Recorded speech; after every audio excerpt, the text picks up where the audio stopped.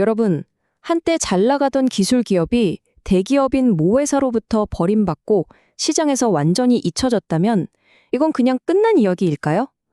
오늘 우리는 나노엔텍이라는 회사를 통해 그 잿더미 속에 숨겨진 반전의 가능성을 한번 깊숙이 들여다보려고 합니다. 자, 그래서 핵심 질문은 바로 이겁니다. 한때는 정말 잘 나가던 첨단 기술 자회사가 있었어요. 그런데 이익이 싹 사라지자마자 시장에 매물로 나와버렸습니다. 과연 이 회사는 이대로 잿더미가 될까요? 아니면 먼지를 털어내면 빛을 발할 숨겨진 보석일까요? 이 회사가 가진 기회를 제대로 이해하려면요. 우선 이 회사가 어떻게 이 지경까지 왔는지 그 추락의 역사부터 한번 짚어봐야 합니다. 와, 이 그래프 좀 보세요. 정말 드라마틱하지 않나요? 코로나 특수 때 정점을 찍었던 이익이 그냥 수직으로 곤두박질 쳤습니다. 불과 1년여 만에 18억 원의 영업 손실을 기록하면서 적자로 돌아섰죠. 말 그대로 하늘과 땅을 오간 겁니다. 이 타임라인을 보면요. 그 추락이 정말 눈 깜짝할 사이에 벌어졌다는 걸 알 수 있습니다. 코로나 진단키트로 최고의 순간을 맞이했는데 바로 그 직후에 대주주였던 SK그룹이 지분을 팔아버리고 곧바로 2023년 말에는 실적이 완전히 무너져 내리죠. 모든 게 정말 순식간에 일어난 일이에요. 자, 그럼 이렇게 주가가 바닥을 치는 상황에서 이 회사가 도대체 뭘 믿고 버티고 있는 걸까요? 사람들의 눈에는 잘 보이지 않지만 이 회사에는 아주 강력한 엔진, 핵심 자산이 숨겨져 있습니다. 바로 랩 오너 칩이라는 기술입니다.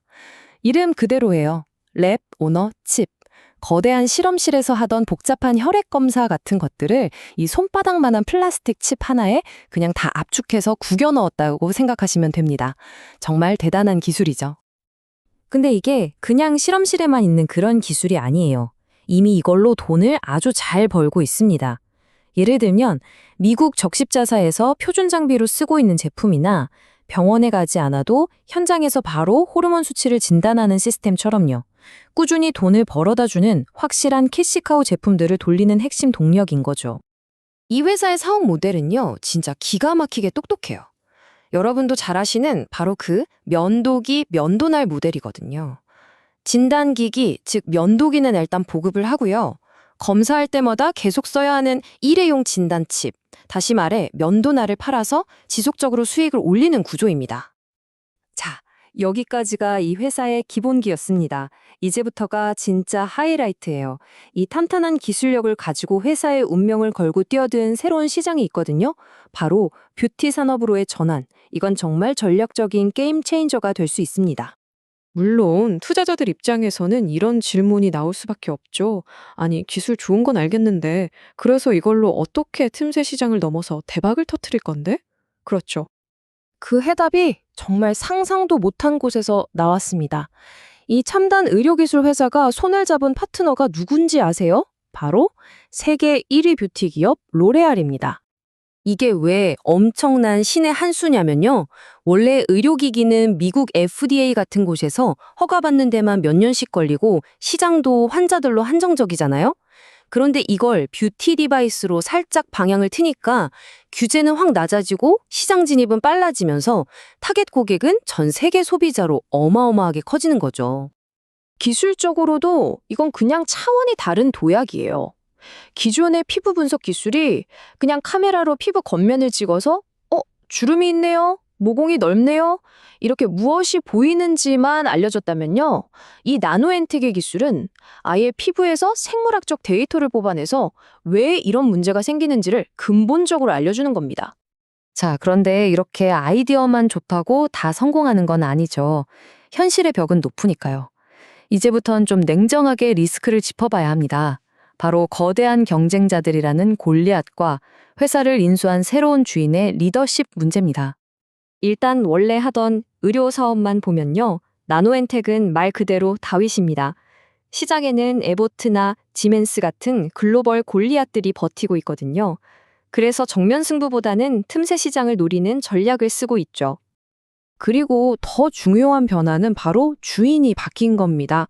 이전 주인인 SK그룹이 뭐랄까 뚝심 있게 연구개발에 집중하는 기술자 스타일이었다면요. 새로운 주인인 A플러스그룹은 어떻게든 팔아서 성과를 내는 영업사원의 DNA를 가진 것이에요. 회사의 체질 가치가 완전히 바뀐 거죠. 자, 여기서 바로 이 중요한 질문이 나오는 겁니다. 과연 이 영업 DNA가 깊은 기술력을 가진 이 회사의 약이 될까요? 아니면 독이 될까요? 기술은 좋은데 이걸 제대로 팔아서 성공시킬 수 있을까요? 자, 이제 지금까지 흩어져 있던 조각들을 하나로 모아서 이 투자 퍼즐의 최종 그림을 한번 완성해 보겠습니다. 그래서 결론이 뭘까요? 긍정적으로 보는 쪽, 그러니까 강세론의 논리는 이렇습니다. 안정적인 캐시카우가 있고 로레알이라는 확실한 성장 엔진을 달았고 기술력도 뛰어나다. 반면에 부정적으로 보는 쪽, 약세론은 경쟁도 너무 치열하고 무엇보다 새 주인이 과연 이 사업을 잘 해낼 수 있을까 하는 실행 리스크를 걱정하는 거죠. 결국 모든 것의 승부처는 바로 2026년입니다. 이 타임라인을 잘 기억해 두세요. 2026년 1월 세계 최대 가전전시회 CES에서 최종 제품이 공개됐고요. 3월에는 로레알의 최고급 브랜드인 랑콤을 달고 전 세계에 출시됩니다. 그리고 2분기는 3분기쯤 첫 성적표가 나오겠죠. 바로 이때 모든 게 판가름 나는 순간입니다. 자, 이제 모든 판은 깔렸습니다. 기술도 있고 전략적 전환도 했고 리스크도 확인했죠. 이제 남은 질문은 단 하나입니다. 과연 이 영업의 달인인 새 주인은 오랫동안 시장에서 잊혀졌던 이 기술주를 블록버스터급 주연으로 화려하게 복귀시킬 수 있을까요? 그 결과는 2026년에 직접 확인해 볼 수 있을 겁니다.